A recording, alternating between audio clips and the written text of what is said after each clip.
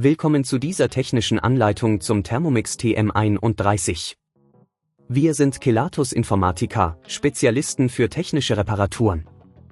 Wir holen dein Gerät direkt bei dir zu Hause ab, führen eine kostenlose Diagnose durch und schicken dir einen Kostenvoranschlag, bevor wir reparieren. Keine Anrufe, keine Fahrten.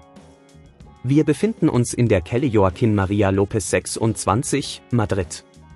Bequem, transparent und professionell. Link in der Beschreibung. Wenn die Messer deiner Thermomix TM31 ein furchtbares Schleifgeräusch machen, kann das ein Zeichen dafür sein, dass die Klingen abgenutzt oder beschädigt sind. Diese Geräusche entstehen häufig durch Schmutz oder Ablagerungen, die sich im Laufe der Zeit ansammeln.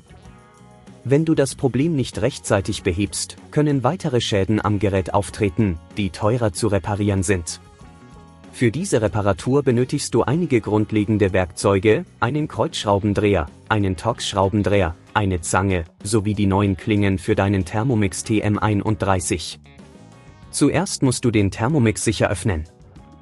Stelle sicher, dass das Gerät vom Stromnetz getrennt ist, bevor du mit der Arbeit beginnst. Entferne die Schrauben an der Unterseite des Geräts mit dem Kreuzschraubendreher. Sei vorsichtig, wenn du die Abdeckung abnimmst, um keine Kabel zu beschädigen. Nun kommt der kritische Teil, du musst die Klingen lokalisieren.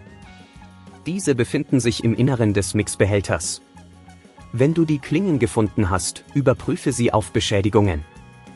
Um die Klingen zu entfernen, benutze den Torx-Schraubendreher, um die Schraube zu lösen, die die Klingen hält. Achte darauf, die Schraube nicht zu verlieren.